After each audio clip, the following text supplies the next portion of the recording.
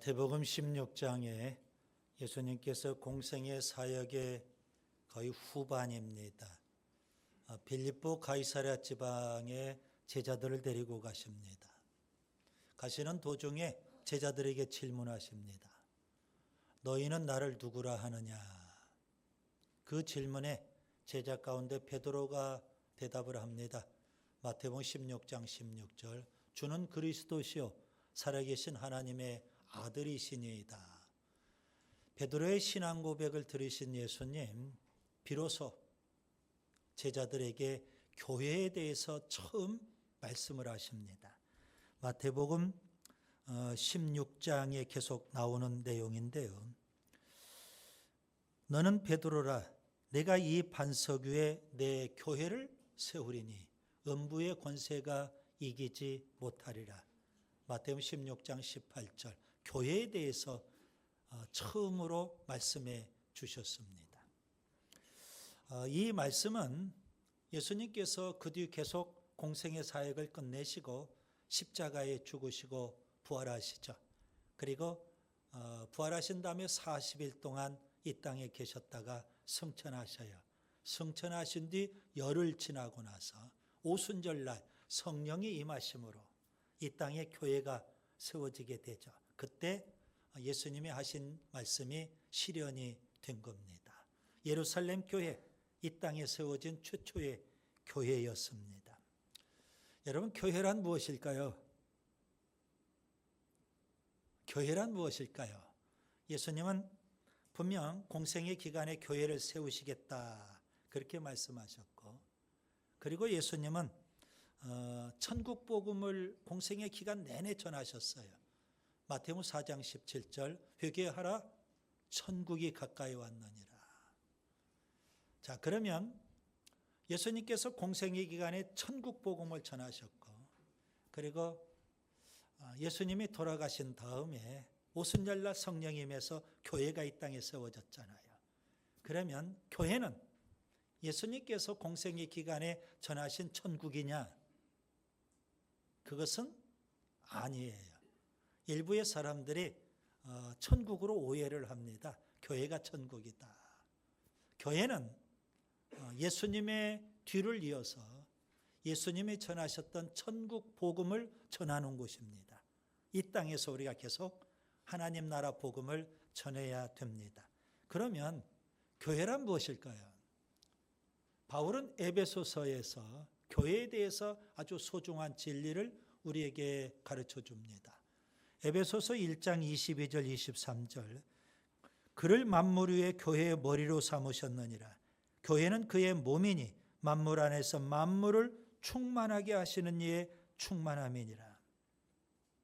예수 그리스도는 교회의 머리가 되시고 교회는 예수 그리스도의 몸이 되는 것이고, 우리 모두는요 그리스도의 몸인 교회 공동체의 지체가 되는 겁니다. 바울은 교회를 그리스도의 몸이다 이렇게 정의를 내리면서 동시에 또 교회는 그리스도의 충만함이라고 말씀합니다. 자, 그리스도의 몸인 교회가 그리스도의 충만함이라고 했는데, 그러면 교회는 무엇으로 충만해야 되느냐 이겁니다. 에베소서 1장 우리가 문맥을 통해서 보면 교회는 예수님으로 충만한 공동체가 되어야 되는 겁니다. 그래서 늘 제가 강조하죠. 예수님으로 충만해야 되고 예수님의 말씀, 천국 복음으로 충만해야 되고 성령으로 충만해야 된다. 이게 바로 교회입니다. 바울은 이어서 에베소서 2장에서 공동체적인 구원을 설명하면서 교회를 또 이렇게 정의합니다. 에베소서 2장 15절에 한 세 사람, 그리고 에베소서 2장 16절에는 한 몸 이렇게 표현했습니다. 한 세 사람 혹은 한 몸, 이게 바로 교회에 대한 용어입니다. 자, 그러면 교회는 무엇으로 충만해야 될까요? 지난 시간에 말씀을 드렸죠. 예수님은 우리의 화평이신지라 에베소서 2장 14절에 있죠. 교회는 그리스도의 몸입니다.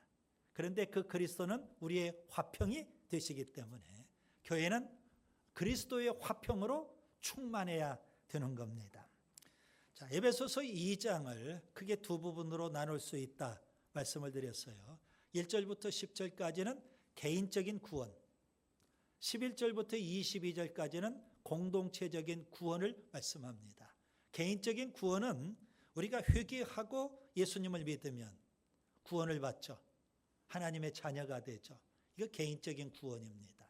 동시에 그리스도의 몸인 교회 공동체의 지체가 되는 겁니다.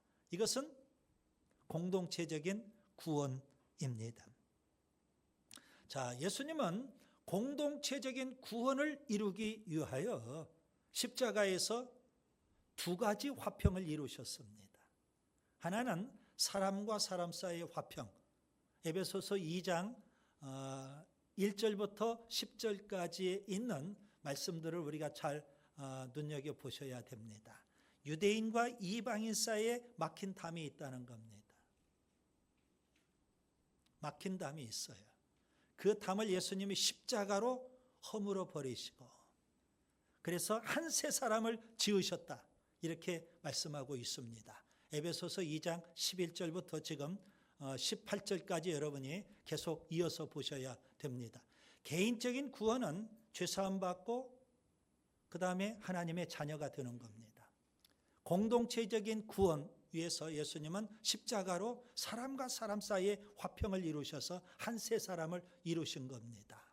예수님은 우리의 화평이 되시죠. 그래서 교회 공동체는 그리스도의 화평으로 충만할 때 사람과 사람을 차별하지 않습니다. 가난한 자든 부자든 기성세대든 젊은 다음 세대든 그리고 배운 자든 배우지 못한 자든 교회는 사람을 차별하는 공동체가 아닙니다. 그것이 바로 그리스도의 화평으로 충만한 것이라고 보시면 됩니다. 그래서 한 세 사람을 예수님이 창조하셨기 때문에 이제 세상에는 세 부류의 사람이 있는 겁니다. 유대인, 그 다음에 이방인, 그리고 교회 한 세 사람, 이렇게 세 부류의 사람이 존재하게 돼요. 예수님은 또 십자가로 하나님과 사람 사이의 화평을 이루셨습니다. 그리스도는 우리의 화평이십니다. 죄 때문에 모든 사람이 다 하나님과 원수입니다. 하나님의 진노를 받아 마땅합니다. 그런데 예수님이 십자가로 그 죄 문제를 해결하셨어요. 그래서 하나님과 우리 사이를 화목하게 하셨고요. 우리를 하나님 앞에 나아갈 수 있게 하셨습니다. 여러분, 예수님이 이루신 이 화평, 그 화평이 충만한 공동체라면 마땅히 한 세 사람 된 교회 공동체가 이제 하나님 앞에 나아가야만 되는 겁니다. 자, 오늘 본문 서두를 보시면 이제부터라는 표현이 있습니다. 이제부터는 교회가 어떻게 해야 될까요? 이겁니다. 예수님이 십자가로 화평을 이루신 교회 공동체, 구체적으로 하나님과 어떤 관계일까? 이겁니다. 그리고 그 교회가 이제부터는 어떻게 해야 되느냐? 이 문제를 위해서 오늘 말씀을 드리려고 하는 겁니다. 저는 세 가지를 말씀을 드리겠습니다. 교회는 하나님과 관계에서 어떤 공동체인지, 그리고 그 공동체 교회는 어떻게 해야 되는지를 말씀을 드립니다. 첫째, 따라서 합니다. 교회는 하나님의 백성이다. 본문 19절에 보시면 시민이라는 단어를 여러분이 눈여겨보셔야 합니다. 시민, 하나님의 백성, 하나님 나라의 백성, 그런 의미가 되겠습니다. 하나님은 왕이셔요. 교회는요, 하나님의 통치를 받는 하나님의 백성. 하나님은 통치자셔요. 교회는요, 하나님의 통치를 받는 하나님 나라의 시민. 이렇게 이해하시면 됩니다. 베드로전서 2장 9절과 10절에 그러나 너희는 택하신 족속이요 왕 같은 제사장들이요 거룩한 나라요 그의 소유가 된 백성이니 이는 너희를 어두운 데서 불러내어 그의 기이한 빛에 들어가게 하신 이의 아름다운 덕을 선포하게 하려 하심이라. 너희가 전에는 백성이 아니더니 이제는 하나님의 백성이요 전에는 긍휼을 얻지 못하더니 이제는 긍휼을 얻은 자니라. 예수님께서 공생애에 천국 복음을 전하셨다고 서두에 말씀을 드렸죠. 그러면 여러분 천국이란 어떤 것일까요? 천국, 예수님이 말씀하신 천국, 죽어서 가는 저 세상을 가리키는 걸까요? 물론 맞죠.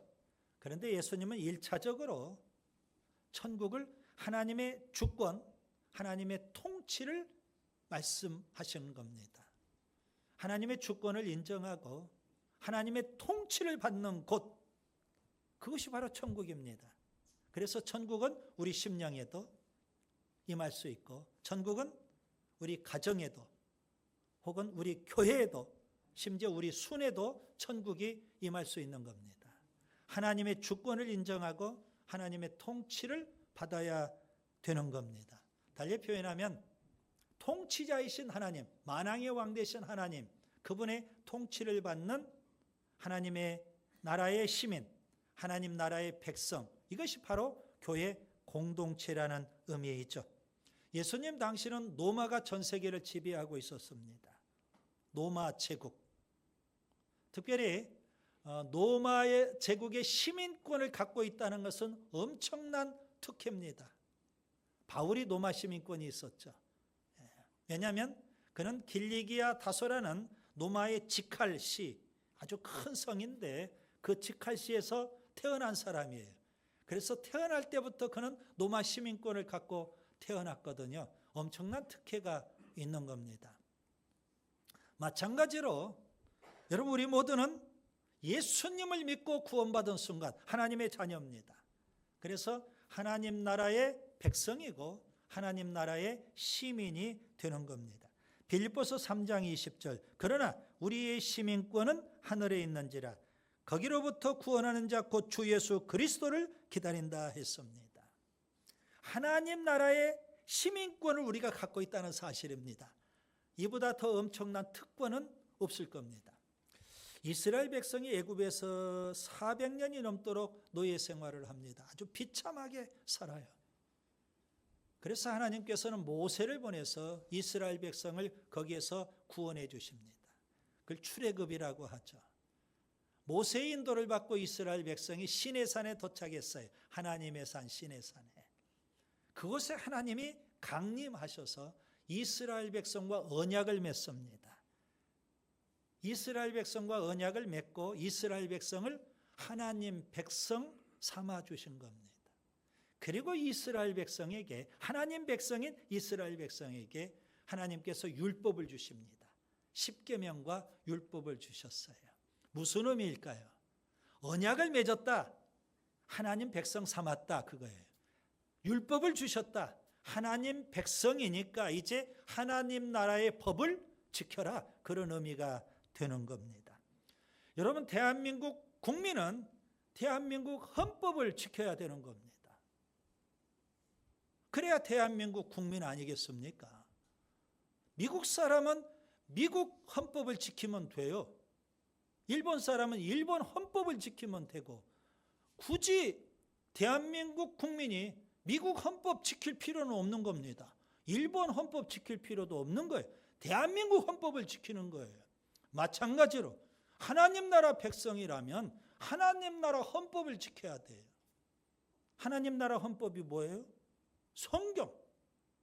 성경입니다. 하나님 나라 백성이라고 말로는 그래요.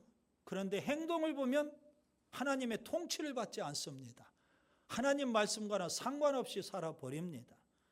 아니 공중의 권세 잡은 마귀 사탄의 지배를 받고 그의 다스림을 받고 사는 경우가 많이 있어요. 예배당 안에 그런 사람이 있다면 마귀 자식들이죠. 그게 하나님 나라의 백성이겠냐고요, 여러분. 하나님의 백성이라면 마땅히 하나님 말씀을 우리가 잘 배우고 하나님 말씀의 통치를 받고 살아야 되는 겁니다. 성경을 멀리하면서 나는 하나님 백성이다 이렇게 말할 수는 없는 겁니다. 그런 사람은 절대 하나님 나라의 백성도 아니고 하나님 나라의 시민이 될 수도 없는 겁니다. 교회는 하나님의 백성이에요. 그렇기 때문에 교회 하나님의 말씀을 주시지 않습니까? 이 말씀을 광화문에서 줍니까? 여러분, 정부 종합청사에서 이 말씀을 주신 거 아니잖아요. 교회에 주시는 겁니다. 하나님의 백성이니까. 그래서 하나님 말씀에 우리가 지배를 받는 거예요. 하나님은 말씀을 통해서 우리를 통치하시는 줄 믿습니다. 하나님의 백성이라는 걸 여러분 우리가 꼭 기억하시고, 그 다음에 둘째 따라서 합니다. 교회는 하나님의 가족이다. 본문 19절에 하나님의 권속이라는 단어를 여러분이 주목하시기 바랍니다. 교회는 하나님의 가족입니다. 자, 그러면 그 가정의 아버지, 하나님의 가정이죠, 교회가. 그러면 아버지는 누구예요? 하나님. 하나님이 아버지가 되시고요. 큰형은 누구입니까? 예수님이 되시고요. 우리 모두는 예수님의 피를 나눈 한 형제 자매가 되는 겁니다. 이게 하나님의 가족입니다. 자, 어떻게 우리가 하나님을 아버지라고 부를 수 있을까요? 거듭났기 때문에 그렇습니다. 한 번은 육신으로 낳은 거죠. 그래서 우리를 낳아주신 분을 우리가 아버지, 어머니 부르는 겁니다. 그 다음에 우리가 또 한 번 더 낳는 거예요. 영적으로 낳은 거예요. 그래서 하나님을 아버지 이렇게 부르는 거예요. 영적으로 태어나지도 않았는데 하나님을 아버지 부르면 그 이상하잖아요. 그런 사람은 하나님을 뭐라고 불러야 돼요? 아저씨, 삼촌, 그렇게 불러야 돼요. 요한복음 3장에 보면 예수님께서는 니고데모에게 거듭남, 한자어로 중생 이렇게 표현합니다. 거듭남의 진리를 말씀하셨어요. 성령으로 거듭나지 아니하면 하나님 나라를 구경도 못한다. 하나님 나라에 들어가지도 못한다. 주님께서 단호하게 말씀하신 겁니다. 니고데모는 그때만 해도 거듭나지를 못했거든요. 그가 비록 바리새인이고 이스라엘의 선생이에요. 율법에 대해서 해박한 지식을 갖고 있어도 그는 거듭나지 못했어요. 하나님의 자녀가 되지 못했던 겁니다. 요한복음 1장 12절 영접하는 자, 누구를요? 예수님을 영접하는 자, 영접하는 자 곧 그 이름을 믿는 자들에게는 하나님의 자녀가 되는 권세를 주신다 그랬습니다. 우리가 하나님의 자녀가 되는 권세가 주어지지 않았습니까? 예수 믿음으로 거듭나서 하나님의 자녀가 된 줄 믿습니다. 그래서 하나님의 가족을 이루었는데요. 하나님의 가족이 되었다, 이 말은 거듭났기 때문에 하나님의 가족이 되었다, 이 말은 교회가 되었다, 그런 의미가 되는 겁니다. 교회는 하나님을 아버지로 모시고 아버지 되시는 그 하나님의 사랑을 서로 나누는 공동체입니다. 여러분, 육신의 가족을 보세요. 육신의 가족, 뜨거운 사랑의 교제가 있잖아요, 가정에서. 물론 티격태격 싸우기도 해요. 그렇지만 다시 돌아서면 한 형제 자매예요. 마찬가지로 교회도 그렇습니다. 예수님의 피를 나눴어요, 우리가. 그렇기 때문에 한 형제 자매라고요. 그런데 예배당 안에 같이 있으면서도 서로 처음 보는 사람 대하듯 하고 낯선 사람 대하듯 하고 쌩 까고 다니고 그러면 되겠느냐고요. 한 형제 자매인데 서로 관심을 갖고 사랑을 베풀고 서로 유해주고 격려해주고 서로 끌어주고 당겨주고 아멘 나올 때까지 계속 해볼까요?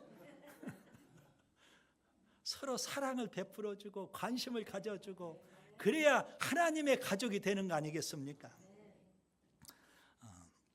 오늘 우리 시대는 도시화가 되고 특별히 우리나라는 잘 모여요.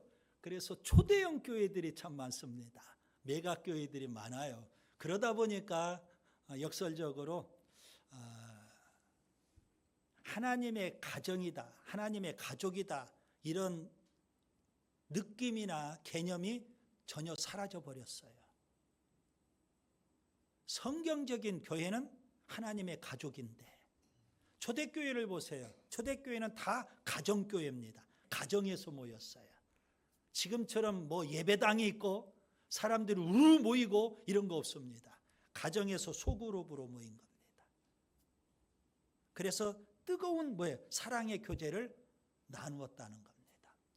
우리는 지금 주일날 예배 드리고 순별로 모여서 식탁 교제, 사랑의 교제를 나누지 않습니까? 사랑.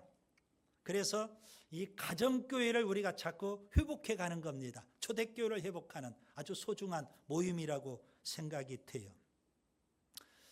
교회와 가정에서, 현대교회와 현대가정에서 안타까움이 있는 게 있습니다. 현대교회는 가정의 사랑을 많이 회복해야 되고요. 현대가정은요, 교회의 경건을 회복해야 되는 겁니다. 가정 같은 교회, 교회 같은 가정이 될 수가 있어요. 가정은 교회에 경건이 들어가면 얼마나 좋을까요? 그래서 목사가 여러분 가정을 신방하는 겁니다. 그래서 예배에 불씨가 되면 좋겠다 하고 불씨 하나를 던져놓는 겁니다. 그러면 여러분이 어떻게 해야 돼요? 그걸 이어받아서 가정의 불씨를 살려내면 됩니다. 가정에 예배가 들어오고 경건한 가정이 되면 얼마나 좋겠어요. 교회는요, 가정의 사랑이 살아나야 되는 겁니다. 왜요? 교회는 하나님의 가족이니까. 예수님은요, 일찍이 공생애 때 새로운 인간관계를 말씀하셨어요. 예수님의 어머니 마리아와 예수님의 육신의 동생들이 예수님을 찾아왔어요. 공생애 사역이 바쁘신데 예수님을 찾아왔다고요. 그때 예수님이 좀 사람들이 볼 때 좀 황당한 말씀들을 하셨어요. 뭐라고 말씀하실까요? 마태복음 12장 48절, 누가 내 어머니며 내 동생들이냐? 이렇게 말씀을 하셨어요. 아니, 어머님이 찾아오셨고 친동생들이 찾아왔는데 누가 내 어머니며 내 동생들이냐? 그렇게 말하니 사람들이, 제자들이 다 놀랄 거 아닙니까?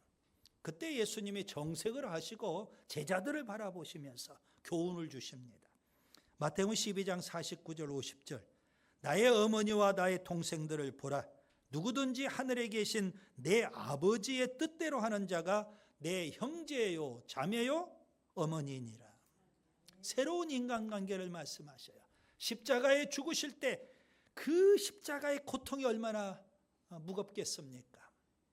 그런데 예수님의 십자가 밑에 다른 제자들은 다 도망가 버리고 예수님의 어머니 마리아가 너무 안타까워서 눈물 흘리고 있고요. 그래도 예수님을 사랑했던 제자 요한이 십자가 밑에 있어요. 그 극한 고통을 겪고 계신 예수님께서 마리아에게 말씀을 하셔요. 여자여 보소서, 아들이니이다. 제자 요한을 아들로 소개해줘요. 그리고 제자 요한에게는 보라, 내 어머니니라. 마리아를 어머니로 소개해요. 십자가로 예수님은 새로운 인간관계를 이루셨어요. 그게 바로 교회예요. 하나님의 가족이라는 겁니다. 구약에 보면 아주 아름다운 인간관계를 나누었던 두 사람이 있어요. 다윗과 요나단입니다. 그런데 다윗 집안하고 요나단 집안은 원수예요. 요나단은 아버지는 사울이죠. 사울왕. 다윗을 죽이려고 혈안이 됐거든요. 원수입니다.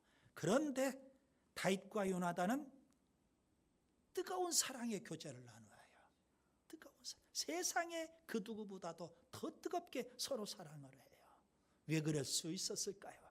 어떻게 그렇게 원수 집안끼리 뜨거운 사랑의 교제를 나눌 수 있었을까요? 언약의 관계예요. 다윗과 요나단이 서로 언약을 맺었거든요. 여러분, 교회는 십자가의 언약을 기반으로 한 하나님의 가족이에요. 그래서 제가 표현하잖아요. 예수님의 피를 나눈 한 형제 자매다. 아멘. 네. 그렇기 때문에 우리는요, 이제 뜨거운 사랑의 교제를 나누어야 돼요. 아멘. 네. 교회는 하나님을 아버지로 모시고 우리 모두는 예수님의 피를 나눈 한 형제 자매로서 사랑의 공동체를 이루어야 되는 겁니다. 셋째, 또 따라서 합니다. 교회는 하나님의 성전이다. 본문 21절에 성전이라는 단어, 본문 22절에 처소라는 단어, 여러분이 주목하셔야 됩니다. 교회는 하나님의 성전이고요, 하나님이 임재하신 처소입니다. 구약 성경에 보면 모세의 성막이 있어요. 그리고 다윗의 성막도 있어요. 그리고 성막 시대가 끝나고 솔로몬의 성전이 들어섰죠.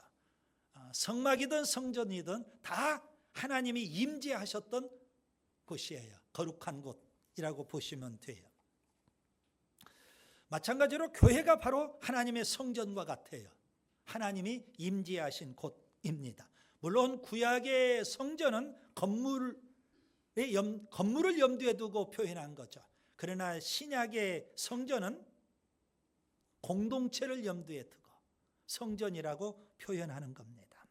바울은 이렇게까지 표현합니다. 고린도전서 3장 16절 17절 너희는 너희가 하나님의 성전인 것과 하나님의 성령이 너희 안에 계시는 것을 알지 못하느냐. 누구든지 하나님의 성전을 더럽히면 하나님이 그 사람을 멸하시리라. 하나님의 성전은 거룩하니 너희도 그러하니라.